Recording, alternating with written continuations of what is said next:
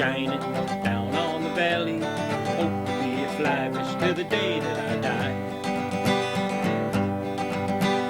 Spring has thawed out the long bitter winter. The water is clear and the skies are blue. I'm standing in the middle of the Beaver Kill River. Might even capture and release one or two. Well, some folks like horses, cats or dogs. Me, I like fishing with a rod and a fly. Yes, fishing is a favorite pastime of mine. If I couldn't do it, I think I would cry. Well, life is good when I'm wading a river. Gets even better when I cast a fly. If I catch a trout, it don't really matter. It's fun just to be here and give it a try. Trout is rising in the far eddy. I make a false cast, then take my aim. If he takes the fly, I feel so much better. And if he doesn't, I'll feel no shame. Stoneflies and caddis and the riffles are plenty. Mayflies courting on fragrant breeze. And cedar wax wings come down from the heaven, wait for their dinner up in the pine trees. The water is cold and my waders leak, and it's raining now on my favorite stream. I'll bear it all, just fish with a feather, so when I sleep I will have a sweet dream. And life is good when I'm wading a river. It gets even better when I...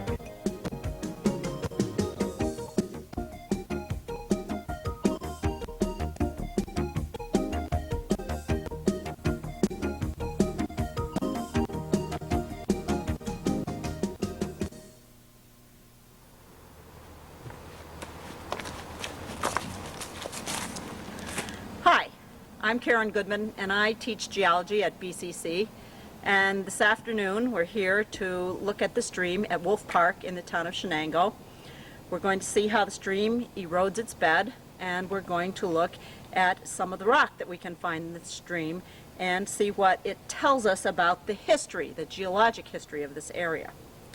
But before we head down into the stream, we'll take a look at a couple of rocks we can see right here at the bridge. These rocks have been placed here to help form this little bridge, but a couple of them show some really interesting features. The first one here, if you look carefully, you can see some pieces of dark gray, almost black material that kind of looks like little plant stems. And in fact, that's what they are. They're the carbon remains of plant material that grew in this area in kind of a swampy environment approximately 350 to 400 million years ago. And here we have them preserved in this rock. If we had a lot more plant and less rock, we would have a coal bed. The second rock we can see here, in this one, you can see these wavy ridges in the rock here. And these are ripple marks that were formed by water moving over the rock. Probably waves or currents right on the shoreline.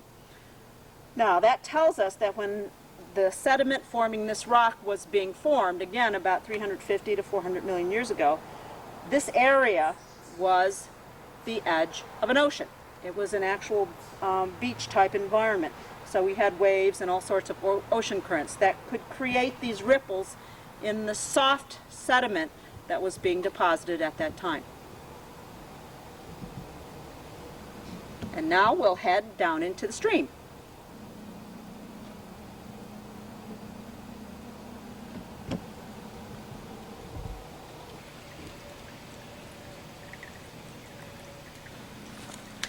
Well, we've just walked down the stream bank so that we're now in the stream bed itself, and we see lots of large pieces of rock lining the stream bed. These pieces of rock are part of the local bedrock. They've been weathered out of the local bedrock. And there are basically two types of local rock, one of which we see in the stream bed here. The first type is this type, very, maybe inch or 2-inch thick layer. Doesn't break very easily. It's composed of sand grains cemented together, so we would call this sandstone. This rock is about 350 or 400 million years old, and it was deposited when our part of this area would have been a little underwater, sometimes a little above water.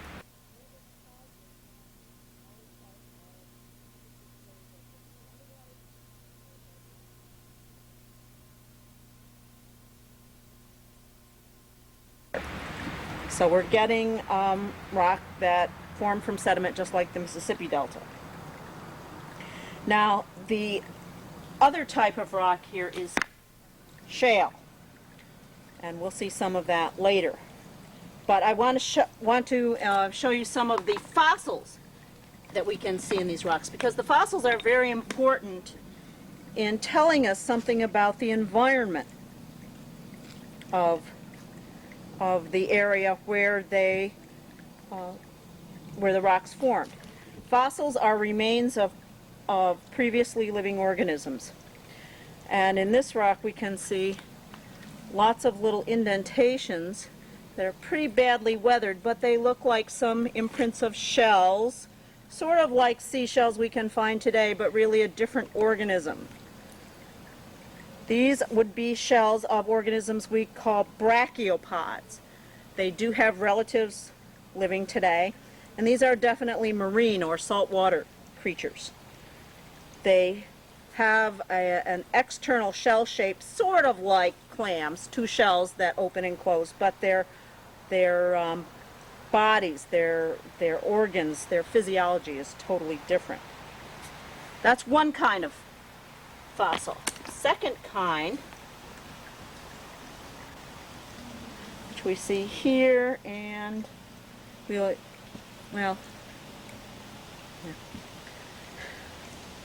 some little round, circular, disc-like fossils are remnants of organisms called crinoids, which we often call sea lilies today. They're not plants, though, they're animals. And they sort of look like plants because they have a long stalk-like component that's made up of little circular plates stacked one on top of another. And then on top of that little stalk-like feature is the main body of the organism, which kind of resembles in shape a tulip, at least it does to me, with tentacles on the end. And the tentacles are what filter food out of the sea. Those tentacles, they really aren't tentacles, they're called feeding arms, but they resemble tentacles. That's where the main body of the animal is, and it's very difficult to find remnants of that part because when the organism dies, that part will be crunched up by predators, getting at the main meaty body of the organism. Whereas these little round flat plates don't contain anything that's worthwhile eating, so they would separate, fall to the seafloor, and make these little round impressions that we see in many of the rocks around here.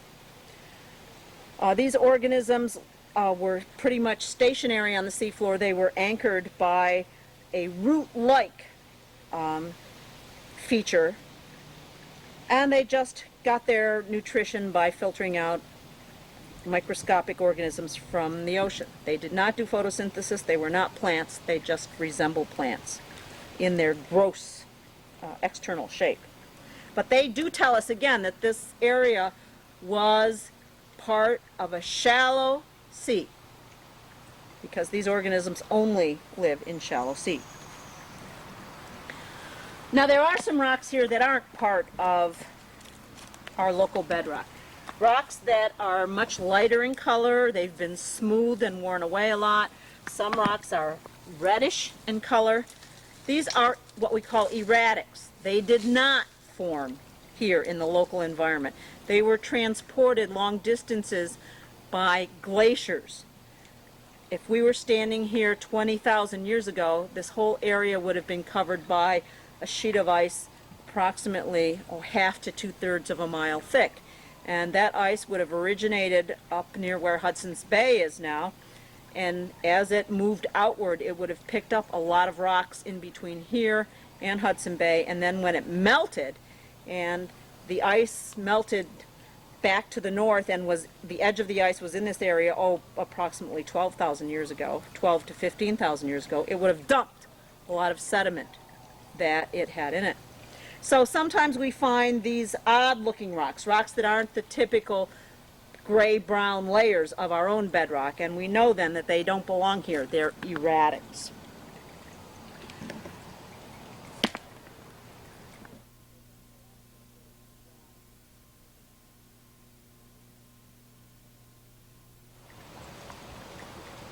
Now we're going to focus our attention on the sides of the stream bed and on the activity of the stream itself. And one of the things we can find if we look really, really hard along the edge of the stream is clay. And this clay has some pebbles in it, but this clay is very special. It's very much like modeling clay, and it was deposited by glaciers as they moved through the area, and the weight of the glacier really compressed this clay and squeezed the little pebbles into it, and it's really quite a special clay. It's what is often called glacial milk when water runs over it, because when it is carried in water, it makes the water look very milky-like, and the pieces are so fine, so very finely ground by glacial action, that they form a suspension in the water, almost like dissolving flour. So the water gets a kind of milky, flowery looking appearance from having a lot of this glacial clay in it, sometimes called glacial flour, and the water being glacial milk sometimes.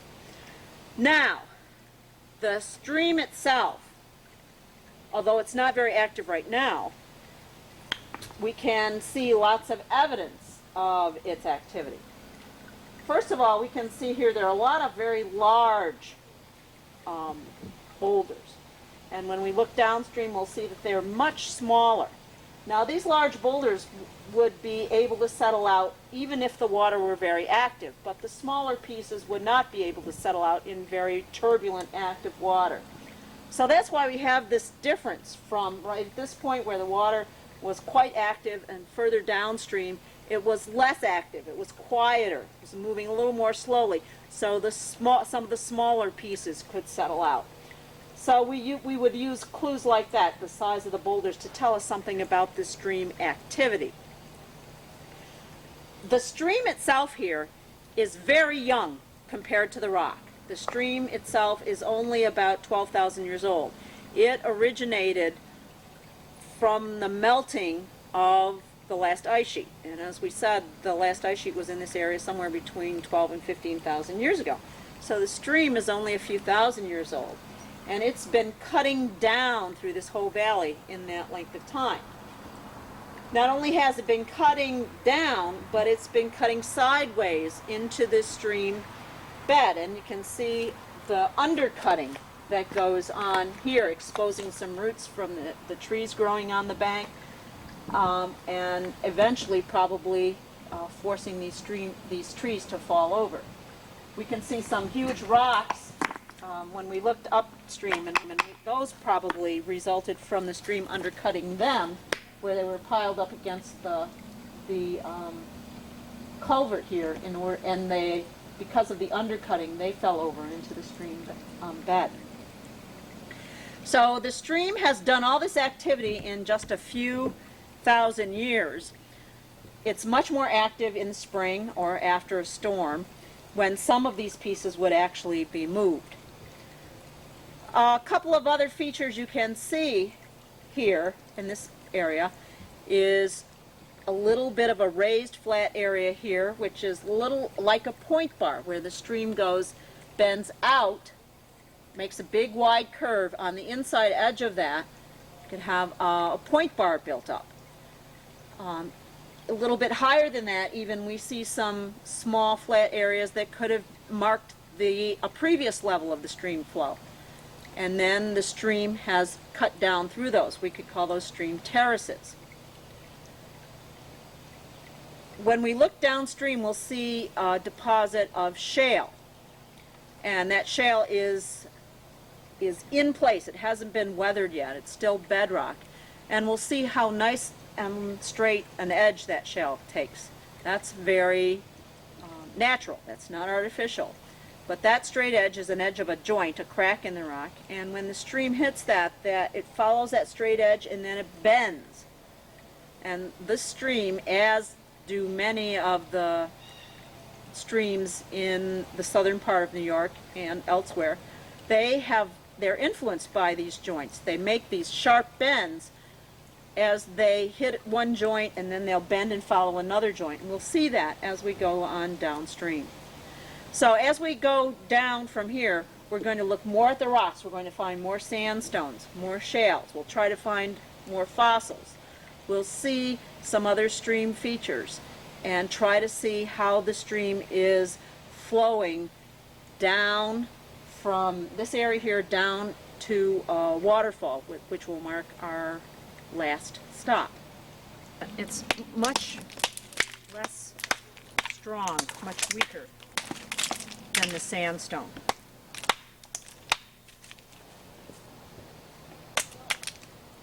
Now this probably also has some sand particles in it, as well as some fine clay particles. But you can see the proportion of clay is much, much greater.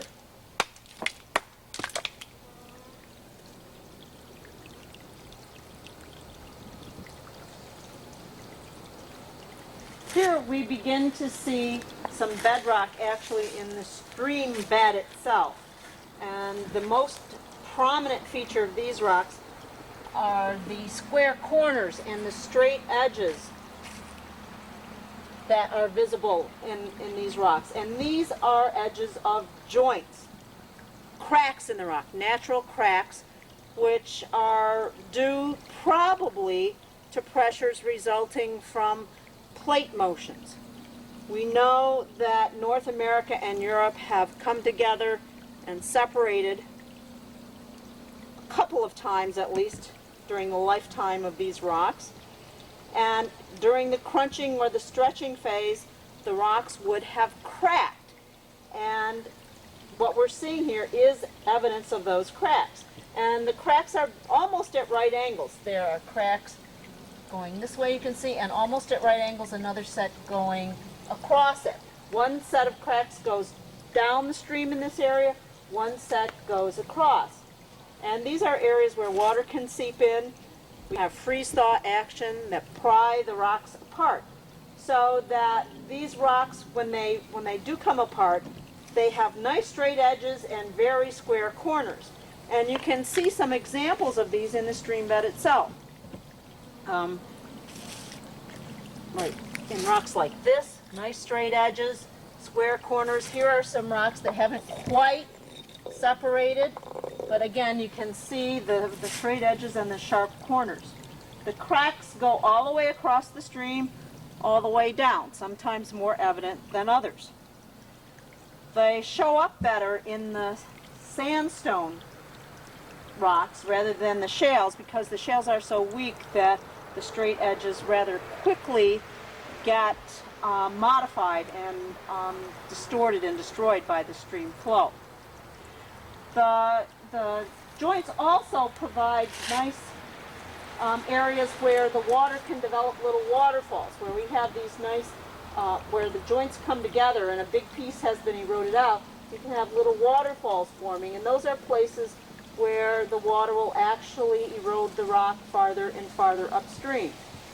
Here's another one. There's one where you can see about a 3-inch fall up there. Here's another place where this joint has been actually widened by the water flow. The joints really do concentrate the water flow, and the joints will also make the water make the stream take these sudden sharp angled bends. Even though they're quite small here, they are actually evident. This the water's flowing this way, then it will bend, flow this way. Downstream we'll see there's another nice straight rock wall that forces the stream to flow parallel to it. The same kind of action occurs in many streams in this part of the state. Many of the state parks near Ithaca, Teganic Falls, Robert Treman State Park, Buttermilk Falls, even Watkins Glen. You can see this same effect of the joints causing just the stream to take these sharp bends.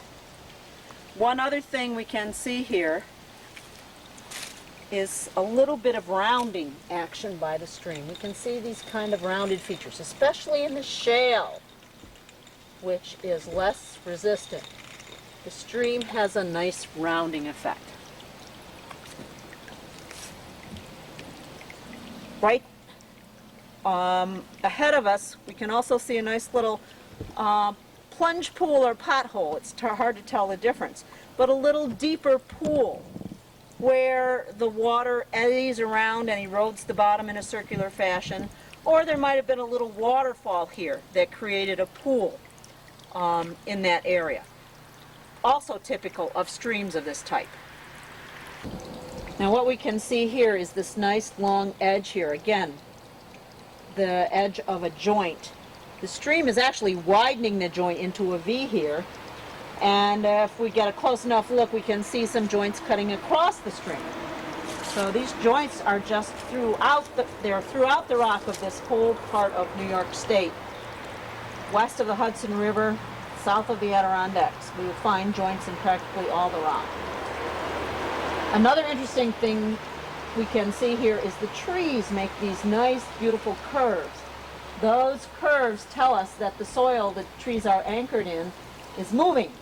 The soil is moving down slope or creeping, and it will force the trees to lean outward, but then the trees, since they're living, will grow toward the sunlight, which is straight up, and so they develop these curves. And we can see that quite a few places along these hillsides, and you can see them practically anywhere. There's a nice steep hillside because the soil will be creeping quite rapidly. So we're going to work our way downstream and find some other interesting features until we finally get to the waterfall. So we're looking at some shale and some sandstones here, and we can see down at the base of the stream bank that there's a lot of shale, and the shale has eroded in farther, and lots of little pieces have resulted from the weathering of the shale, whereas the sandstone is more resistant and it tends to stick out more, and when it does weather it forms bigger pieces that drop off into the stream bed. And this is very typical of the difference between more sandy, more resistant deposits and shaly deposits with lots of weak clay. Here we can see some more crinoids that we saw earlier, only this time there's some shell material still present. And we can tell that by testing it with hydrochloric acid, and we can see the fizzing that results when acid dissolves calcite. So these crinoid creatures had an external shell composed of calcite.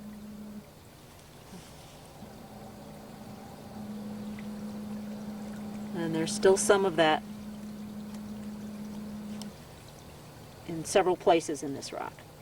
The calcite actually may not be the original shell material. It may be shell material, it may be calcite that deposited after the original shell material dissolved away.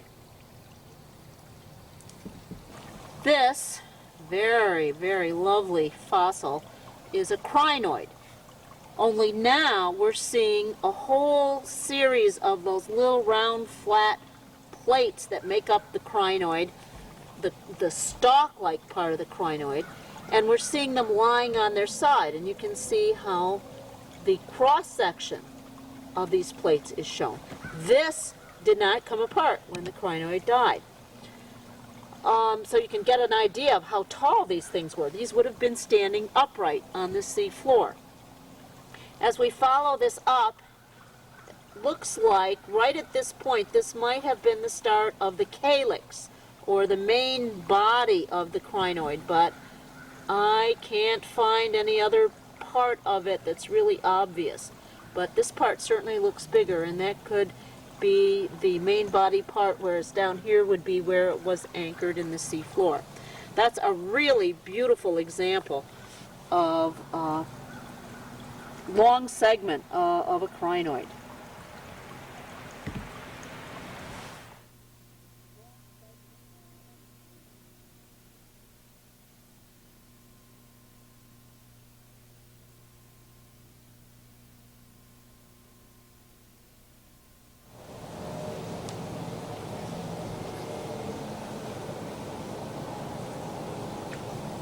Here we're standing at the top of the highest waterfall on this stream.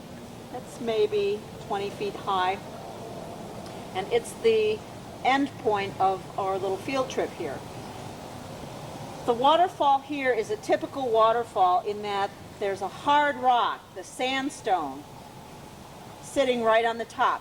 It's called the cap rock here, but underneath it is shale. And as the water flows over the waterfall, it erodes the shale quite easily and undercuts the sandstone on top. The sandstone will eventually erode because along the joints, and you can see some nice sharp corners here showing you where the joints are, water will seep in along the joints and in between the layers, and freeze-thaw action will eventually pry these layers apart and will make very large square rectangular pieces that will fall off. But the shale eroding constantly underneath is what removes the support, allowing these sandstone pieces to eventually fall off. So eventually this waterfall will move back upstream by all the while undercutting and then having the top cap rock fall off in large pieces. Now, one other thing we should think about here is our trip down the stream has not only covered distance, but covered time. Geologists view sedimentary rocks as recorders of time, and the rock that we're standing on here is lower than the rock where we started. When these sediments were deposited, they would have been continuous. That is, the rocks where we started would have formed layers over top of these, and there would have been a continuous sequence of layers. Erosion has removed the overlying layers in this point, so we can see down to lower layers. Well, these layers had to be deposited first. According to the principle of superposition, the lower layers came first, and therefore they record earlier times. So if we were expert at analyzing these rocks, the fossils and the other characteristics, we could tell what the conditions were when these sediments were deposited, and we could keep going back upstream to higher and higher layers, and we could write a little history of the changes that would have occurred in the environment here just by analyzing the evidence of those changes in the rock layers.